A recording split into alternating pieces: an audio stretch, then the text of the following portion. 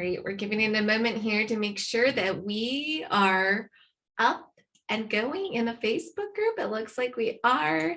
Good morning. Good morning. I'm really excited to be here today for the CEO Power Hour. I'm just going to give it a moment here. We are going to just make sure that we are working like we should. I think we are. All right, let me just make sure that we got this up and going. Well, today's CEO Power Hour, I am really excited to have Angela Moua join me today for a conversation about how to take back your power in commanding your life. Why is this even more impactful for us as the power CEOs inside of this community? It is so key to be able to step into your power because your business, right, is really your vehicle to really creating that life that you want. I often say you got to treat your business like you are, like your legacy depends on it. And you are creating a legacy that reflects your life, that reflects the type of business that you want to own. And so today I'm really excited to have Angela here. If you are joining us live, whether on Zoom or here inside of the community group, say hi. Let me know if you're catching us live or here on the replay. So good morning, Angela. How are you? Good morning, everyone. I am doing good. So we're going to give an opportunity for folks to get to know you in just a little bit here better. I just want to make sure that, let's see here. I am just trying to make sure that we are both being shown here. So give me a sec here, okay? To add this. Okay, I think we're working. I think it's working. Awesome. Great.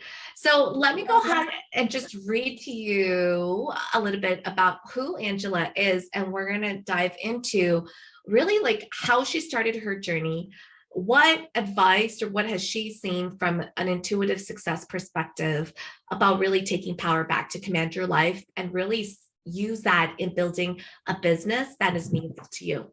So Angela is an intuitive success coach, spiritual leader, and teacher and founder of Command Your Life. She helps ambitious professional women overcome limiting beliefs, activating a powerful new identity of expansion that creates freedom and fulfillment in their life that is a true reflection of their power. She believes that by releasing past trauma, programming, and blocks in the mental, emotional, and physical bodies, she is gifted with Psychic Clairvoyant, Clairsentient. I don't even know how to pronounce that. Empath abilities. You're going to have to step that in. I'm like Clairsentient and Clairaudient and Empath abilities, and have been trained as a Reiki Master Teacher, Akashic Records and Soul Re-Alignment, Manifesting Blueprint, Akashic Records and EFT tapping. She is also a cancer survivor and fertility advocate, as she has struggled to conceive very early on in her marriage. And now she is a mother to 5 beautiful kids, a wife to a loving and supportive husband. So Angela, tell us a little bit more about what those big words mean. I don't even know what they mean. I just know that you are gifted, but share with us how you started your journey. Yeah, so it's clairvoyance, clairaudience, and clairsentient. They're and clairaudience. Oh, okay. They are clairvoyance as in being able to psychically see with your spiritual eye or your third eye. Clairaudience is to psychically hear, and clairsentient is to psychically feel. So sorry about the big words. No, I just am not very great at like pronouncing big words. but what I really love is that, you know, you and I are having a conversation about how to really take your power back. And I think, you know, one of the things that make you really unique, Angela, is really how you combine all of these trainings from a spiritual perspective with your psychic gifts. And then on top of that, the intuition, which I think is really fascinating. So Katie here just dropped the link to Angela's community group if you would like to learn more about her and get to see the weekly, you know, show that she also puts on as well.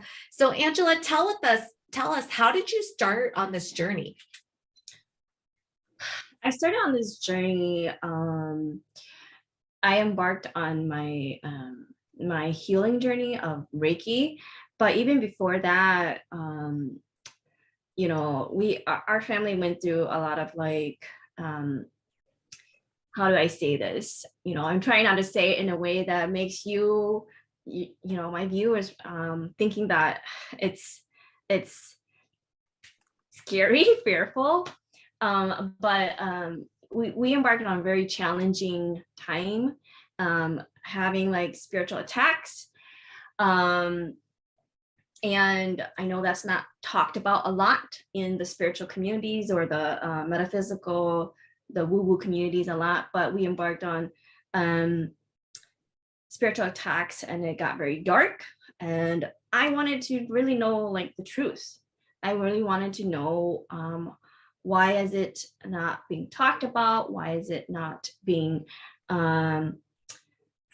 shown or, you know, revealed to everybody, and why it's so like hush hush? And it really ripped apart my entire family, which was not fun. And that put me into a spiritual awakening, spinning into the dark night of the soul, and made me shifted my view, my perspective into finding a different path and a different meaning in life. And that took me to really open up my abilities to start developing that, because everything was closed off. And I went from there, from doing healings to slowly incorporating doing readings, adding in Akashic Records into the journey of helping women overcoming their limiting beliefs, taming that ego, right? And really manifesting, trusting their intuition and commanding their life. Because the clients that I was speaking to, the women that I was speaking to, they wanted more. They wanted more. They were always stuck. They were always blocked. There was traumas that they didn't know how to release, remove. And there were cycles that was always like repeating. And most of the times, these clients that were coming through, I was seeing myself. Mm-hmm. I was seeing myself, and I was going through, you know, even before all of these things, you know, not knowing how to command my life, not knowing how to tame my ego, not know how to manifest what I desire. And, you know, look at me today. Yeah. Yeah. Awesome. So if you are here with us on Zoom and you would like to ask Angela a question, just go ahead and click on the reactions and raise your hand, and I will ask you to unmute yourself and ask the question as Angela and I are having this interview today. You know, Anika says, thank you for being honest about this. And I think this is such an important part of your journey. I know that Angela, you and I often talk about the degree of woo-ness, because I'm a big believer in manifestation as well. And there's that degree of, you know, those that really lead by faith in terms of a spirituality or religion, that or their gut intuition that they use to drive decisions they make in their business and their life.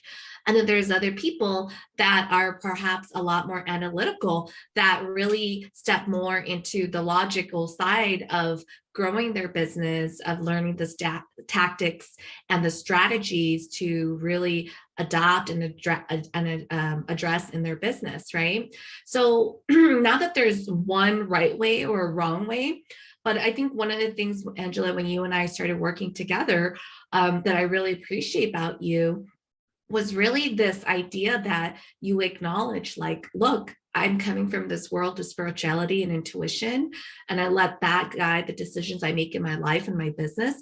But I also recognize that I need structure, that I need business fundamentals to, you know, create a repeatable system that generates sales, because I need that. And that was such a big epiphany for you.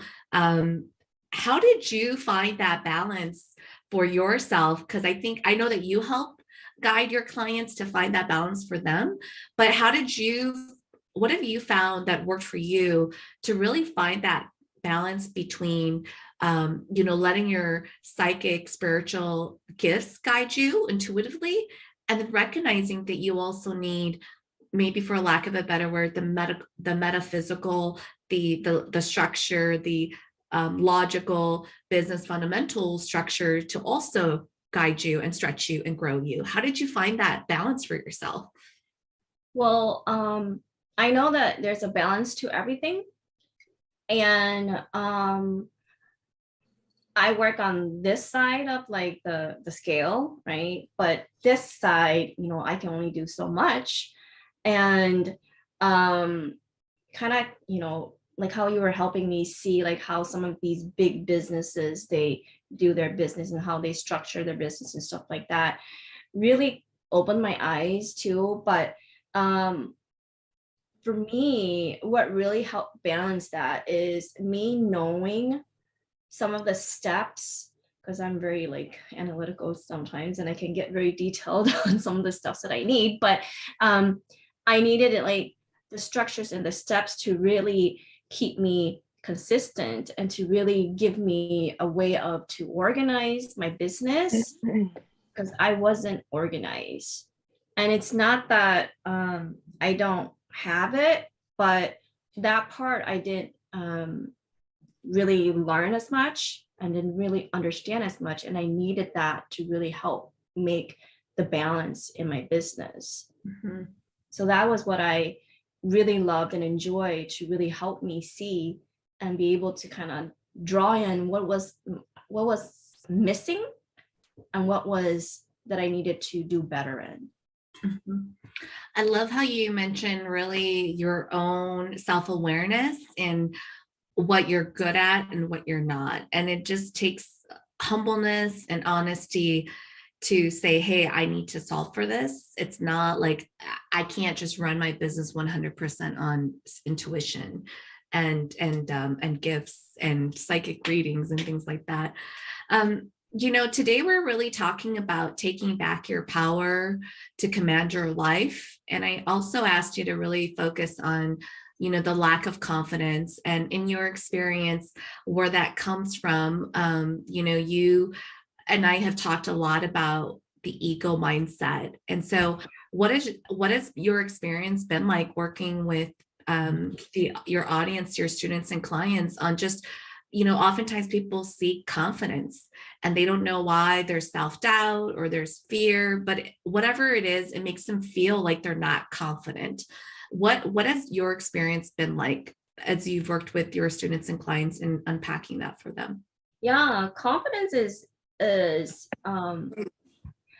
for me, doing the work and understanding this, I see confidence, not having confidence, like self-worth, self-value, and all of that stuff is all related to the mindset, the ego. And many don't maybe like understand that. For me, I would say like 80% of the time, it's your mindset that is making you feel not confident, not worthy. And many of the time, it is the ego that is always convincing you otherwise, telling you that, you can't do this, you can't do that. And it makes you feel very limited. And that's where I see my clients where they can't recognize that, or, because their ego's so loud and they're like attached to that and they want a certain outcome and they can't see that. And that's where I come in and I help them see that, and I help them take them through that to bring back that what was this? What was that word that a client just said? Liberating. Yeah. Liberated afterwards. Mm-hmm. And I know that I often talk about, the confidence, helping my clients get the confidence to charge more. I wonder how an ego mindset plays into that. can you maybe help our audience understand a little bit more that if someone is struggling with charging more in their business, they feel like, I call it the charity mindset, where they feel like their value is making things affordable and giving things away for free. Like, how might the ego mindset come into play with all of that? The ego will come in like sabotaging you, Okay. bringing up fear. The ego might bring up fear as in like past related stuff, or fear as in like future stuff. Mhm. But Do you have like a specific example of maybe a client of like how that shows up in one's life? yeah, for example, like so this is not like this is just like career or goals. Example is that this client, I spoke to her many years ago, but when I spoke to her again just this last year, she was still at the same place that she was. But after working with me, she was able to remove those fears of wanting a bigger career. And let's say she wanted like a bigger impact in making her music career to be bigger, and that dream to be bigger. She was limiting herself because her ego wanted her just to, be comfortable and just be safe. But I help her move past that so that she can grab that and start taking the right steps to oh, sorry, bless you. Bless you. to have that confidence again, and trusting herself, trusting her intuition, and taking the right action so that she can start to build that career and get to that goal that she wanted. Because right now, she is moving inch by inch to get there. I love that example because I often see that, for just, clients that I work with from a business perspective, where there's a lack of confidence in charging more. And it sounds like what you did for her was really help her recognize when the ego was talking, and to recognize it, and really how to minimize that voice and really overcome it in a way to continue to move forward. How long did you work with her before she started to realize that it was really her ego that had been keeping her playing small? I worked with her for 6 weeks. Oh, wow. Okay, that's pretty quick. Yeah. It was quick. Yeah. Yeah.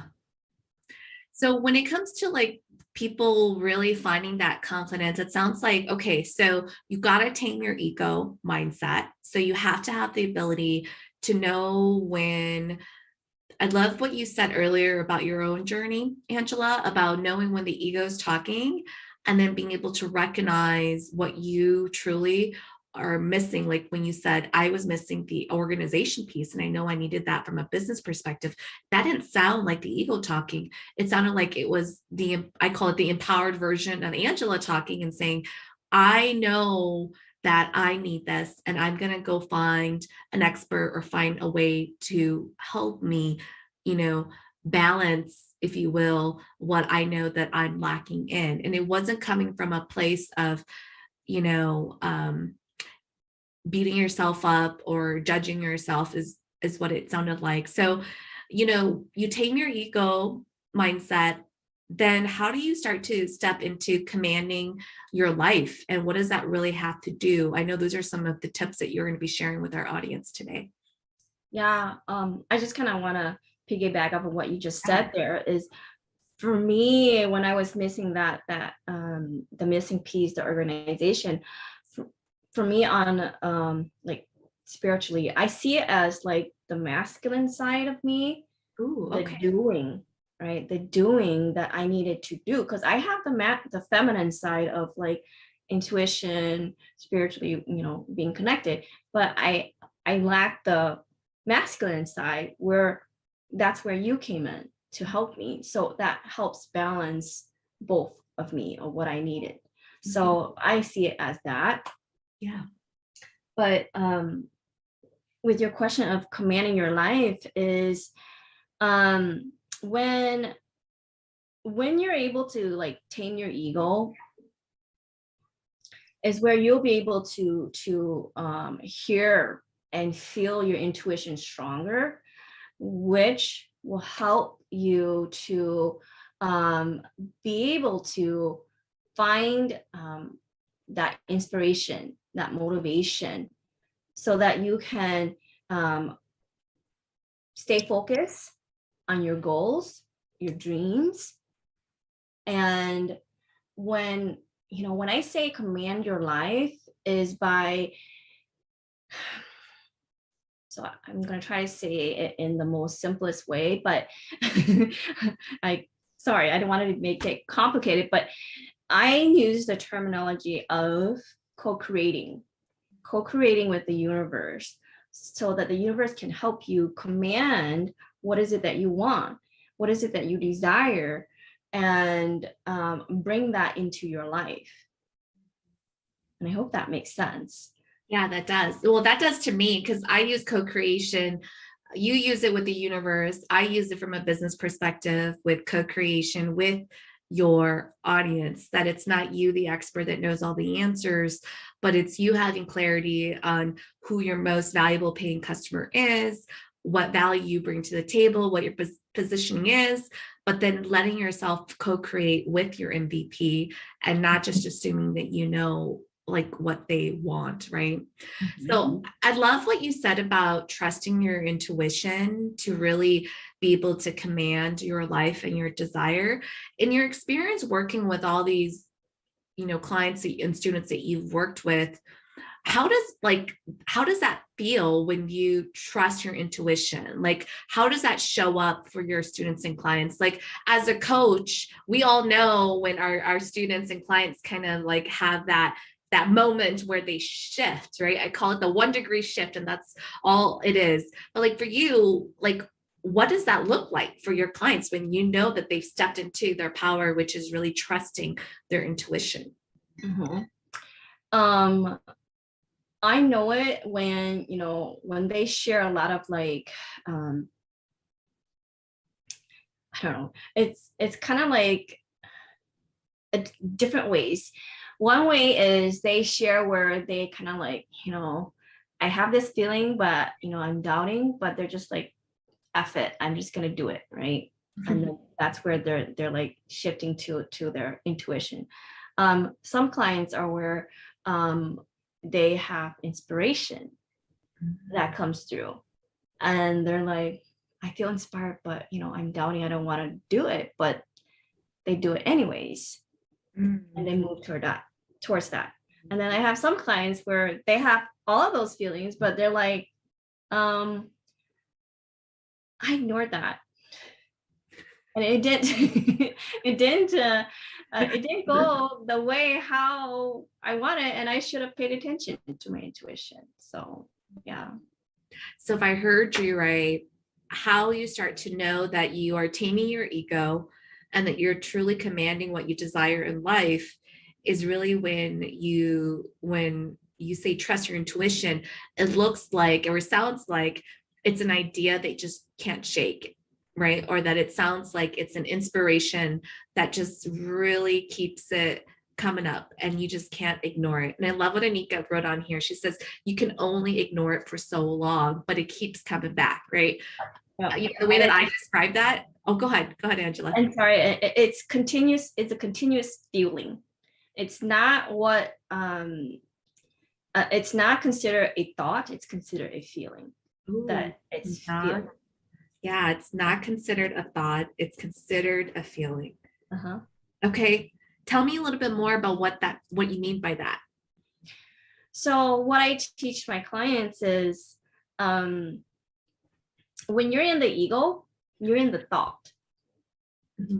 When you're in intuition, you're in the feeling. Intuition does not think. So that's where when I teach you, that's where you know how to really pay attention and really start trusting your intuition. Mm. Wow, that just brought up a really like a conversation or a question that I have for you, because many of us who grew up, after college and you go and get a job and you work in corporate America, or you work for companies, or you work for other people, or even a lot of the quote training programs for how to run your business, they're very masculine energy, which leans into the analytics and the thoughts. I mean, I remember being raised, being groomed in college, and there was like, business is not personal, there's no emotions in it, or being told like you're too emotional, right? You're being overly emotional, right? And when it came to like business or negotiations, or just working for a boss. And so I'd love to get your thoughts on that, because I feel, because I don't think it's a women thing versus a man thing, even though I know on the surface it may look like that, because I know for me, when I was in corporate America, it was mostly dominant with men. And, let's just be real, like Caucasian men.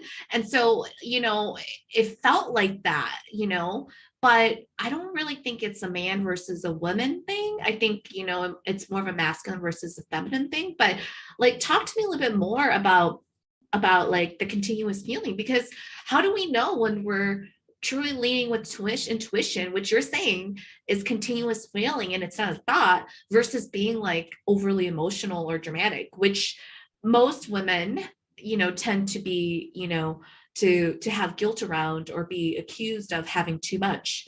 Like, how do you know the difference? When most women, those that are really in tune and really connected to, or have some sense of ability, they're very intuitive. Okay. So meaning like they will be very emotionally expressing. Mm-hmm.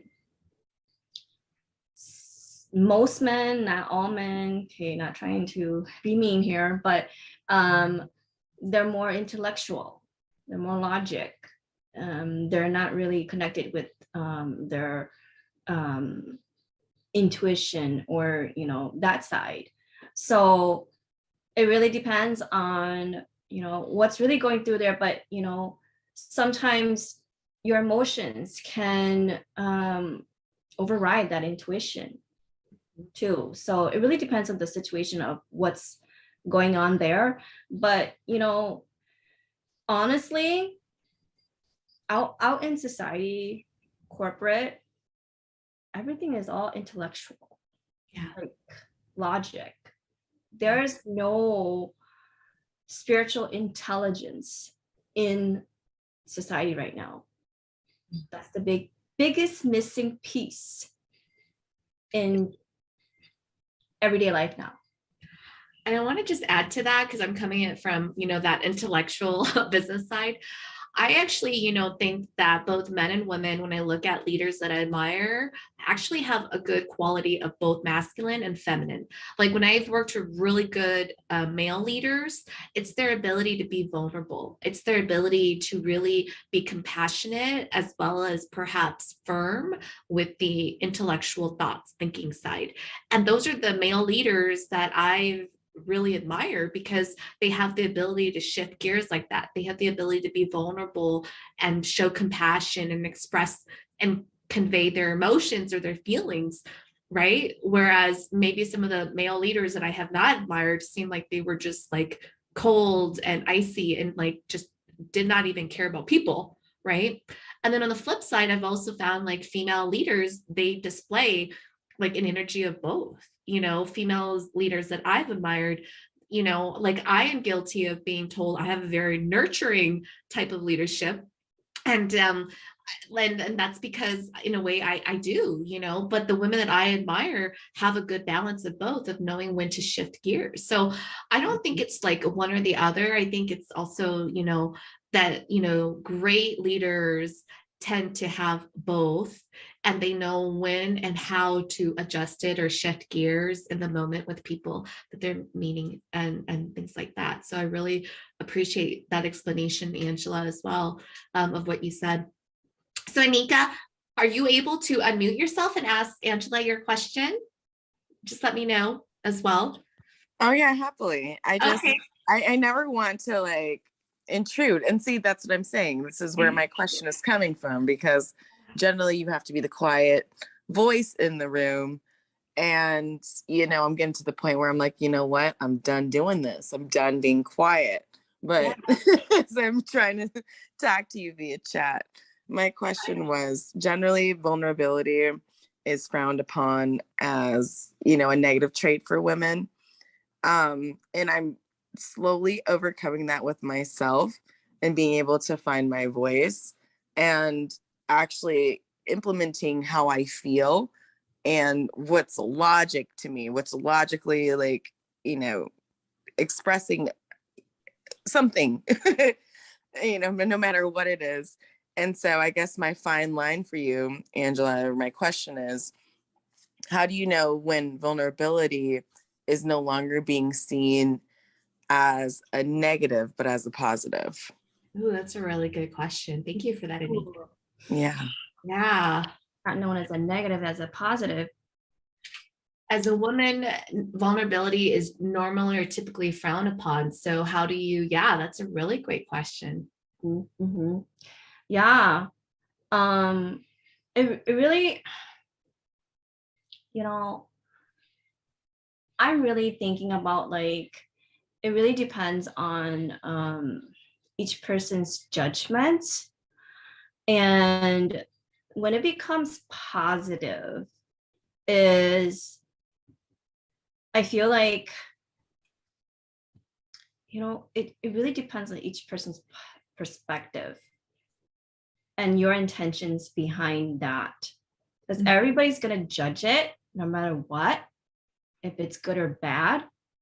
If you're coming with a positive intention and expressing that positively, whoever that's going to get it, whoever that's going to, resonate with you is going to resonate with you. But those that's not, it's not. And I'm gonna build upon that too. I love what you just said there, Angela. It is truly up to every person, because I feel like that fine line, I often say that fine line is your walk away line, right? Like, are you able to walk away with like feeling that positive, feeling like you did everything that you could, that you don't have guilt or judgment or negative feelings associated with how vulnerable you were. Like there's no shame, but it's really that line, what I call the walk away point, that you're like, I showed my vulnerability, I showed what I did, and I can walk away without any guilt or shame or judgment or regret. I feel like, and that, to your point, that line is different for everyone. Yeah. In the end, I would say like it really depends on you too. Like, are you really judging yourself, being vulnerable, right? Are you being very hard on yourself? Are you being like loving to yourself? It's truly not all about them, like the people outside of you. It's truly about you. And I'm just going to talk about it again. It's like you and your ego, really. Yeah. Anika, does that shed light to the question that you had? Yes, and I have another question, a piggyback question. And let me know if I'm talking too much. And this is where, this is where my problem is, where I feel like I'm asking too many. I love having Zoom. Just so you know, Anika, the CEO Power Hour is about conversations. So this is exactly where you need to be and how. So don't feel like you can't talk. Part of it having on Zoom is to have conversations. So okay, no, great. See, okay. So here's a couple of things what I know about my ego. One, I know I can be very loud. I can be quote unquote obnoxious. I can ask too many questions. I feel like I'm always talking, and I'm coming from a state of wanting to learn more about the situation. And with this whole idea of your ego being involved, and your ego is the catalyst to, deeper understanding in something, I guess, where is that line of, am I being too obnoxious, so to speak? Maybe that's not the best word. And, you said like, well, it's if the other person wants to understand, but at the same time, how do you actually, one, combat that feeling with yourself, and then, not crossing that line of being too loud. I don't know how to explain that, if that makes any sense. Okay. So pretty much you can't really control the other person, like their reactions and what they're gonna respond and blah, blah, blah. But, I see curiosity as a way of, when I work with spirit, it's a good energy. It's a positive energy. And it all comes back down to your intentions and where you're coming at with, being curious, asking all these questions. And are you really being authentic when you're asking those questions and, being you, right? If you're being obnoxious and rude and, and having like that not positive intention and being very negative, I'd say that'd be something else. But, just hearing you speak right now, I feel like you're not that type of person, right?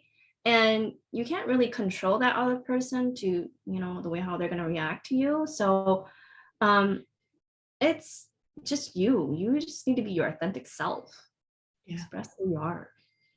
And I love what you said earlier, Angela, and I'm going to just bring it back to what she's saying now, Anika, which is when she said command what you desire.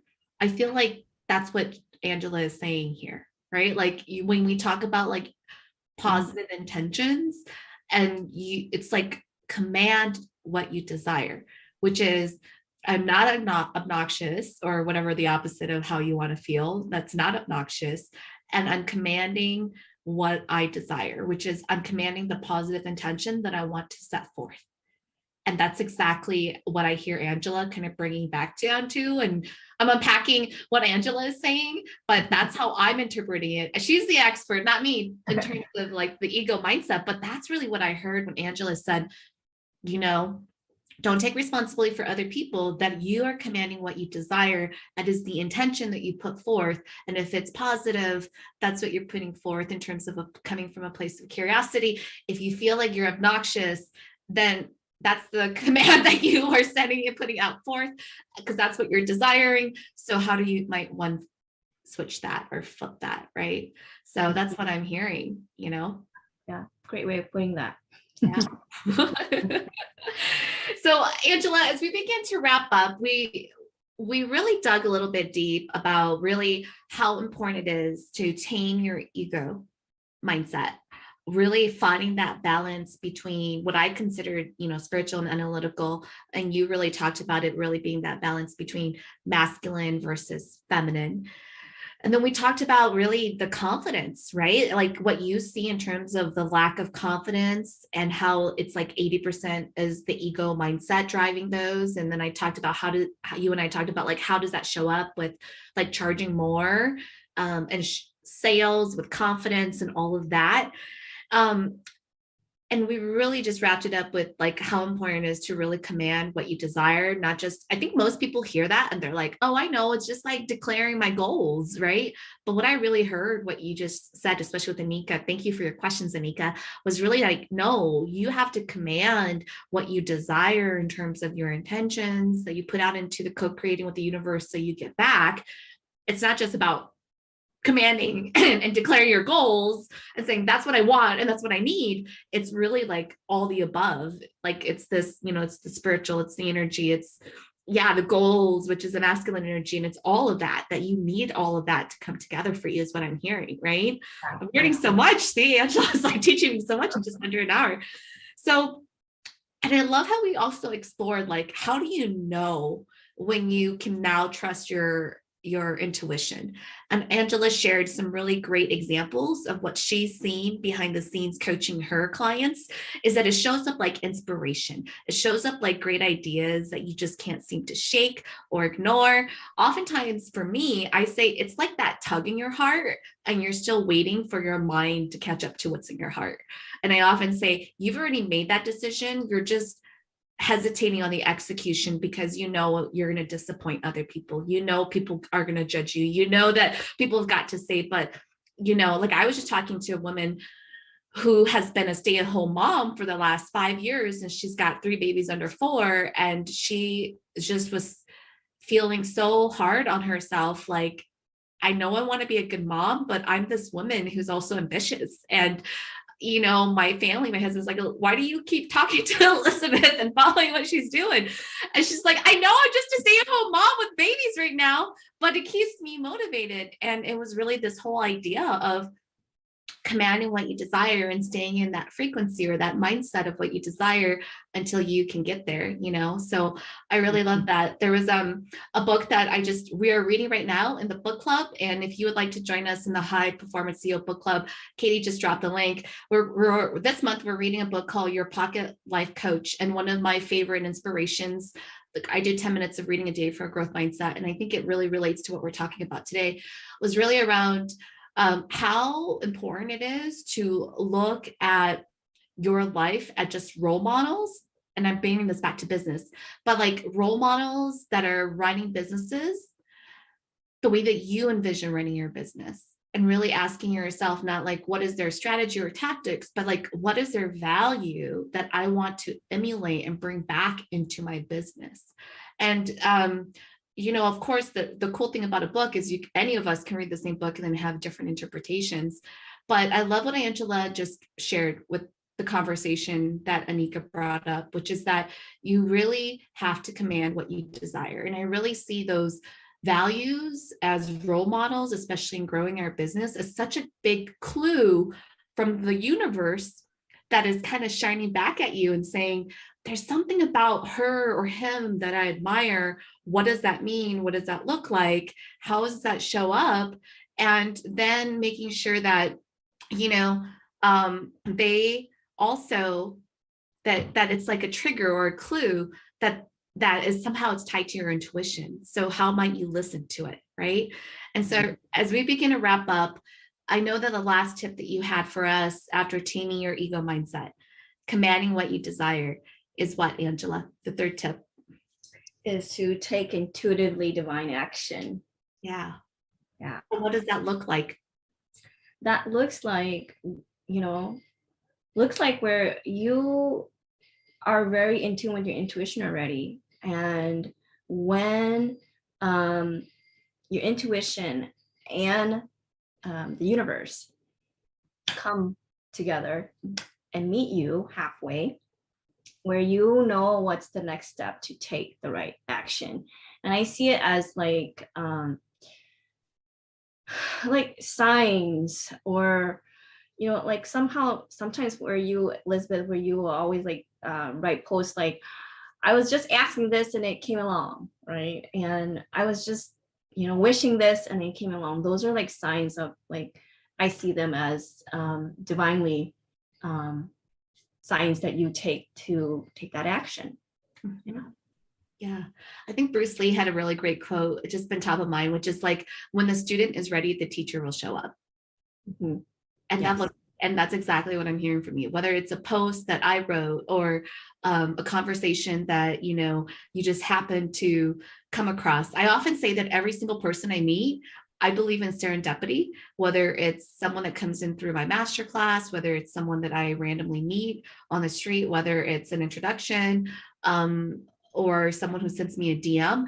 I feel like those are all clues of the universe kind of sending me clues or answers that I've been searching for or looking for.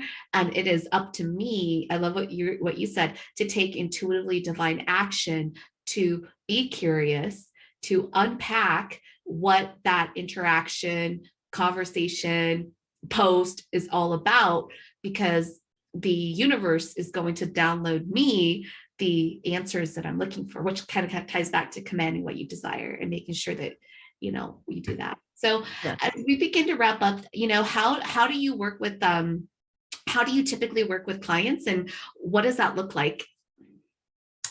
I have my program with Command Your Life, where I'm enrolling clients and they can come through there. But before we will be able to work together, I do have my free connect call that you guys can connect with me and we can explore to see if we're good to work together. That's one of my programs, but I also do other mini programs too, where I teach you how to develop your psychic abilities. I also have other services of another course of taming your ego, and other like private one-on-one sessions too, like energy healing readings and stuff like that too. Okay. So it sounds like the most direct way is just to send Angela a DM for a quick connect call to learn more about each other and really do that first initial call to see what programs or what works best for you as well. And then Katie here on my team has also dropped Angela's Facebook group community link here. And I know that every week you show up with different topics and live shows as well. What are some recent topics that you just recently spoke on, just to give audiences a feel for what it's like to be part of your community? I've spoke a lot about like spiritual attacks, knowing how to kind of recognize those, to you know, a lot about the energy within, like, you know, mass consciousness, and some other topics too. So yeah. Awesome. Well, I want to encourage those that are watching, either you're catching us live or here on the replay. You know, this month we're reading your pocket life book, Life Coach, 10 Minutes a Day to Transform Your Life by Carol Gaskell. That is the book we're reading as part of the CEO High Performance Book Club. Check us out. This is a paid membership because a big part of what I'm building is truly that I want people to show up with commitment to not only grow together, but truly get to know each other. So a big part of our meeting, we only meet once a month, is part of networking. And then of course, you know, I make some of my book recommendations for the month, and you have a whole month to do the book, whether you want to read it or whether you want to do the audiobook. It's completely up to you. But this is just a continued conversation of what we have inside of the High Performance CEO Book Club that you can join us as well. And today, if there's anything that Angela spoke to that you want to just unpack a little bit more, I want to encourage you to join her Facebook community. Better yet, I just like to get to the point, just send her a DM and book a call, because I feel like that's the fastest way to truly get to know people. And if you are watching this, whether the live or replay, we were just talking about how the universe sends you a sign. And oftentimes when you are ready, the teacher presents himself. And this is a great opportunity for you to really take that divine intuitive action and just be curious, just coming from that place of curiosity and getting to know each other. So thank you so much, Angela. Anything that you want to say before we wrap up the call today? I just want to say that you know, with what is really going on with the world right now, it's really take care of your mental health. That's key to everything. Absolutely. I love what you said. 80% of everything is our mindset, whether you're looking at it from ego. For me, I look at it from prosperity and growth, and surrounding yourself with like-minded people. People often underestimate the company they keep, but that's really what influences your mindset for sure. So thank you for that, Angela. And so join me next week, same place, same time, for the CEO Power Hour. I'll see you next week. Thank you.